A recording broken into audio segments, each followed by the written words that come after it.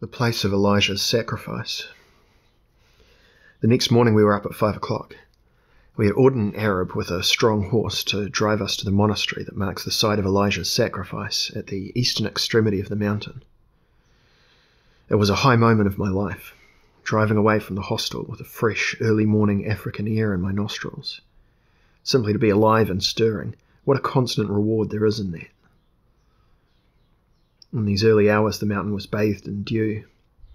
The excellency of Carmel was apparent and palpable. Small wonder King Solomon likened the tousled head of his little Shulamite to these hillsides so untouched, so newly created, so utterly virginal in their freshness. Thine head upon thee is like Carmel, and the hair of thine head like purple. I was enthralled by the drive. The lovely, still coolness of each new ridge made me draw into myself with silent delight. Blessed indeed be the senses, those delicate receptive messengers to the brain, messengers that can hear, can smell, can touch, can see. Seated in that rattling conveyance with our sluggish Arab driver looking at the horse's ears, I felt as though my spirit were disembodied, as though it had been suddenly permitted beyond all reason to visit the Mount of God, caught up by a miracle from the fireplace at Montecuti, with my father still upon his knees at family prayers. The cart jolted over the rough mountain track. There was the sound of the going of a wind through the low-lying scrub, and often the calling of partridges newly awakened. At intervals I saw their speckled bodies running swiftly to cover, their concern, their consciousness, utterly detached from any religious considerations. Meanwhile into my nostrils came the smell of the earth's breath, mixed with the faint odour of horse sweat, and the aromatic, scarcely discernible scent of bay leaves drying in the sun. Sometime I stretched out my hand and touched the damp vegetation we were passing. It was alongside and actual. All was actual, all could be seen. The drenched leaves of the carob trees shone as if they were glass. The dew-soaked rocks protruding between the patches of scrub gleamed like shields plated with copper. It must have been on such a morning as this that Abigail came riding down from Carmel to meet David, happy to be quit of her husband. Such a man of Belial that a man cannot speak to him. Well did the girl reckon she was rid of a curmudgeon. Better a bed on the skin of a wild ass with the man she loved.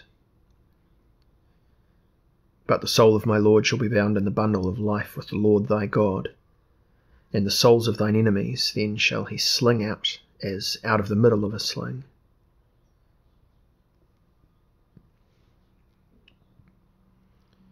On both sides of the track, deep rocky valleys broke away. Far up on the sides I saw innumerable caves, the kind of places I suppose that Amos had in mind, to hide in until he heard God's ominous warning. And though they hide themselves on the top of Carmel, I will search and take them out hence. We came to a Druze village. These tribesmen migrated here from the mountains of Lebanon more than 100 years ago. Their village is built of stone. We got out, intending to explore it, but our doltish Arab driver put himself into a great state of excitement when he realized our purpose. We tried to communicate with him, but without avail, and eventually we were intimidated by his gesticulations and shouts, and thought it best to continue on our way behind his jolting carriage. As soon as he knew he had won his point, he relapsed once more into a lethargic stupor, now and then flicking a fly off his horse's back, and that was all. He wore a dirty wool cap pulled down over his ears, and already I was beginning to dislike the look of his heavy, cod-turpus head. There were many cactus trees about the village, and a little below its walls innumerable olive orchards. The light glaucous colour of the narrow olive leaves, when seen in mass this way, was very pleasing, a grey-green brushed with silver. We must have driven 10 miles or more when we saw that the figure of a man hurrying along in front of us. Presently, by his habit, we realized that he was a monk. We stopped and offered him a lift. He was an Italian. He told us he was returning to his home after shriving the soul of a dying man in Haifa, He must have been up betimes to have got so far on his way. We soon learned that he was one of the 2 monks who were living in the monastery to which we were going. Our drive was nearly at an end. As soon as we reached the courtyards of the building, we all got out. We were welcomed by the other brother. He was over 90 years of age, a tall man with a white beard and white hair and a rosy, childlike complexion. His mind did not seem to be clear, but no more for that matter did the mind of his companion. He responded to the pressure of my handshake with an enthusiasm I have often noticed as characteristic of the very old, as if they found a kind of reassurance in merely being recognized as belonging still to the land of the living. He was blind. I felt love and honour for him, and longed to kneel down in the sun and receive his blessing. It was hot. The Arab driver drew water from a well, giving it to his horse to drink and splashing it over his own head. We went into the monastery. Everything was whitewashed. The vaulted ceilings, the railings, the doors, the walls. Gone was the coolness of the morning. The monastery was under the spell of a merciless midday glare. The monk we had overtaken on the mountain now conducted us to a flat roof so that we might see the far-stretching landscape of Palestine. He found it difficult to remember the names of the different places. All seemed confused in his head. I saw Mount Tabor and Gilboa, and the hills about Nazareth and Little Hermon. I saw the plain of Jezreel, and the brown, dusty, sun-absorbing hills of Samaria. There it all was before my eyes. I could even trace the green banks of the river Kishon. The river Kishon swept them away, that ancient river. The river Kishon, O my soul, thou hast trodden down strength. Yet it was a chapped land upon which I was looking, an unsympathetic land to me, a prophet's land reflecting up from its inhuman acres a disastrous white heat. I could feel the sterile glare strike against the balls of my eyes. Ignorant of what was happening, I raised my hand constantly to my forehead. When I came down from the roof, I knew I was ill. I was giddy, my head ached, and a strange physical misgiving had taken possession of my being. We were allowed to rest in a cell. The beating of my heart would give me no peace. My old dread that a hemorrhage of the chest was impending took possession of me. I'm going to be sick, I thought. I shall never see Nazareth or the Lake of Galilee or the Holy Sepulchre. Opposite me on the white wall was a coloured Catholic picture of Elijah, standing with his sandaled foot upon the neck of the priest of Baal. An unfortunate priest with a fine brown beard, but I confess it, somewhat of a foxy look. Nevertheless, as I lay there, all distraught with fever, I realized in a flash that my own sympathies were on the side of this persecuted worshipper of the god of fertility. The look on Elijah's features I knew well. I've seen it on many a clergyman's face. A narrow, tyrannical, dangerous look, inimical to natural happiness, entirely devoid of natural goodness. Presently that white-bearded, contracted head became in my delirious dreams associated with the scorched landscape outside. Whatever brought me to such a country, I wondered? The gods of this land are not my gods. I should never have been enticed into playing so perilous a game of Todd Tiddler's ground. You have got a deadly eastern fever and a villainous dysentery. You'll die in this holy land, and that will be the end of your prying. You have lifted up the badger skins dyed blue once too often. After resting for 3 hours, I felt better. When at last we went out into the courtyard, we found the fury of the day's heat was over. Already there were cool shadows under the bay trees. The Arab had his horse ready, but I had no desire just then to get up into the carriage. For a long while I have known that in times of sickness there is restoration to be derived from walking, nothing being more reviving to the body than the natural, rhythmical motions involved in this simple form of exercise. The Arab drove away scowling. He gave me a look over his shoulder as much as to say, You fool, I hope you never spit white again.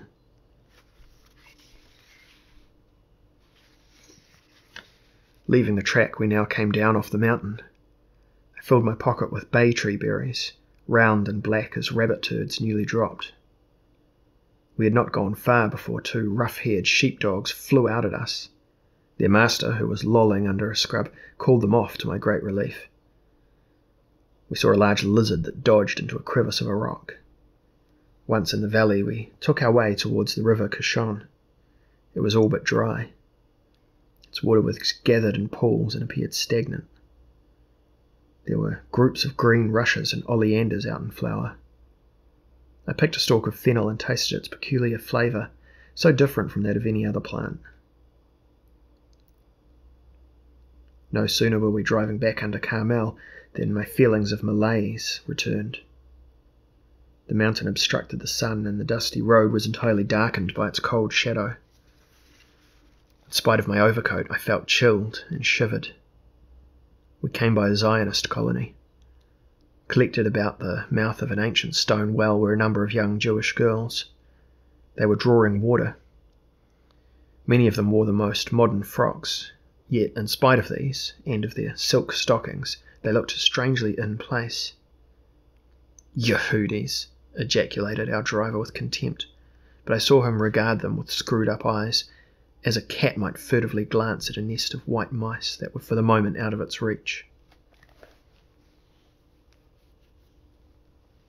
By the time we got back to our room, I had a high fever. I had no wish for dinner, and there was nothing to do but go to bed, where I remained for 10 days. Miss Gregory developed fever also, and we lay on our beds in the small room, sipping Laban and nursed by a silent nun. This, then, was the upshot of the pilgrimage I had been longing to undertake for so many years. The distrust I now felt for Palestine could hardly be exaggerated. Its winds were treacherous. There was an insidious evil in its soil. Perhaps it was dengue fever that we had caught at Athens, or perhaps, as someone had suggested, our sickness was the result of those cursed sandflies. There was one picture in our room, executed possibly by the same artist who had done the Elijah picture. It represented in bright colours the scene of the resurrection.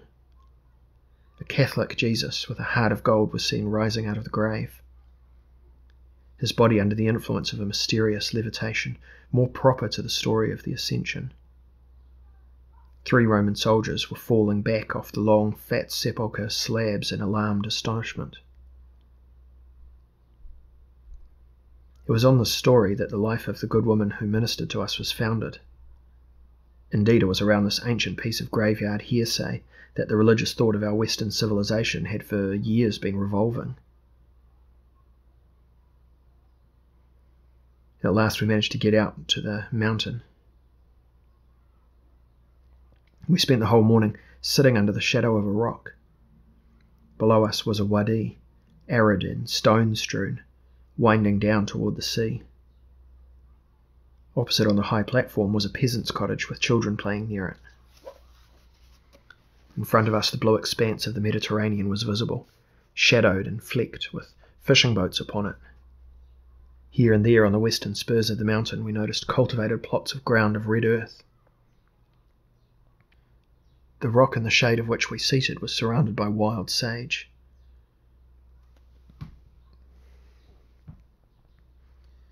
That night, as I was crossing the tiled passage outside our rooms, I caught a glimpse through one of the windows over the stairs of the evening sky. Its coloured clouds were like the belly feathers of the hummingbirds I used to watch flickering amongst the geranium heads at the top farm in Africa.